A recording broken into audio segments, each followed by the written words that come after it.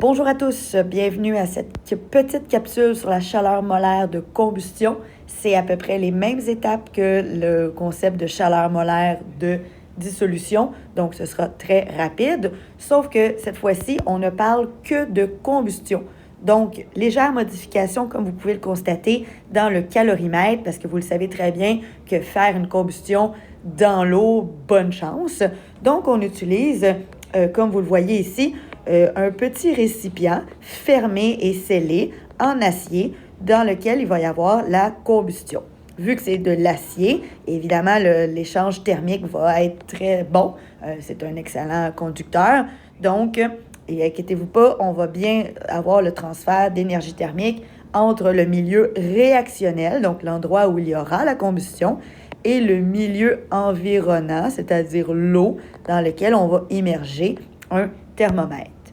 Puisque ce sont des réactions de combustion, vous le savez, on en a parlé très souvent, il y a toujours des réactifs qui mènent à des produits et comme c'est une combustion, il y aura libération d'énergie. La manière en secondaire 5 d'exprimer cette énergie-là, c'est d'écrire que nous avons un delta H qui sera négatif pour exprimer une réaction exothermique. Donc ici, quand on te demande quelle est la quantité de chaleur issue de la réaction, c'est vraiment normal d'avoir un signe négatif parce que c'est une réaction exo. Après, quand on veut savoir la quantité d'énergie qui a été transférée dans un calorimètre, et c'est à l'aide de QR qui est égal à moins QC ou vice-versa, qui te permet de comprendre qu'on aura appliqué un moins pour obtenir ainsi moins, donc plus pour la chaleur du calorimètre. Allons voir un petit exercice. Donc, on fait brûler. En partant avec brûler, tu comprends que ce sera un exercice de chaleur molaire de combustion.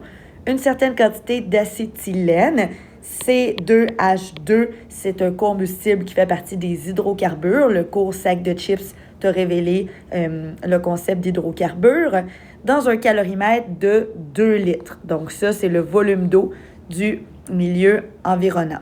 Et là, la température du calorimètre augmente. Donc, faites toujours attention de bien cibler si c'est augmente ou diminue, de 23,1 degrés Celsius.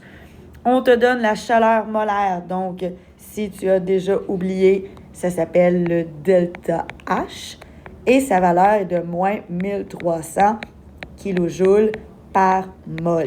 Évidemment, la distinction avec le delta H et le QR, c'est que le delta H te donne la valeur officielle par mol qu'il y a dans la réaction officielle. D'ailleurs, je te l'ai indiqué juste en bas, quelle serait l'équation de combustion de l'acétylène. Tu dois être capable d'écrire ce type d'équation. Donc, on te donne un combustible, tu dois être capable de l'additionner avec un comburant et ensuite, toujours, donne du CO2 et de l'eau. On balance et on rajoute les états. Donc, très important, ça, tu dois être capable de le faire.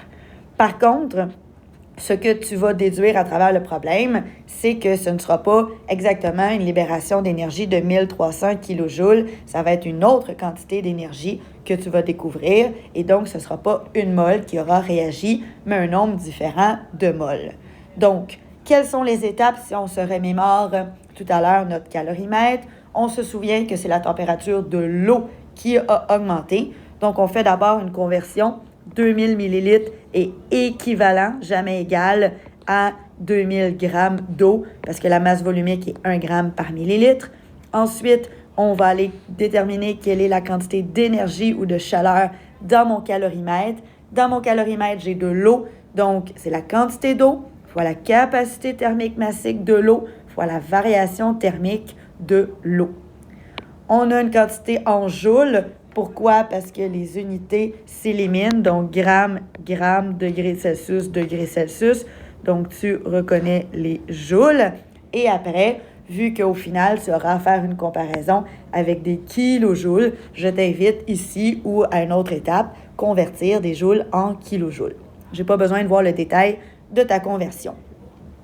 S'ensuit l'étape de transfert. Donc, on veut montrer que l'énergie du calorimètre vient de l'énergie d'une réaction. C'est pas normal que de l'eau à température pièce augmente ou diminue sa température sans aucun changement. Donc, il faut qu'il y ait de l'énergie qui lui ait été transférée.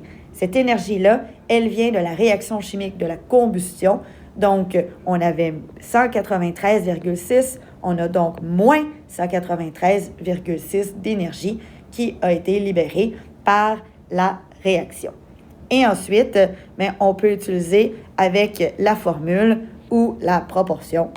Donc, si tu es un fan de formule, la technique est illustrée à gauche. Par contre, la bête noire, c'est de retenir la formule et de l'appliquer bêtement en isolant la variable. Sinon, on fait la proportion. Dans le texte, on t'informait que moins 1300 kJ, c'est 1 mol. Toi, tu as découvert que tu as utilisé beaucoup moins de kilojoules. À vrai dire, tu as libéré beaucoup moins de kilojoules. Donc, tu obtiendras beaucoup moins de mol, soit 0,149. Et la dernière petite subtilité, on veut la masse de cette molécule-là. Donc, on convertit à l'aide de la masse molaire le nombre de moles en masse. C'était donc une démarche adéquate pour résoudre un exercice de chaleur molaire de combustion. Bonne fin de journée!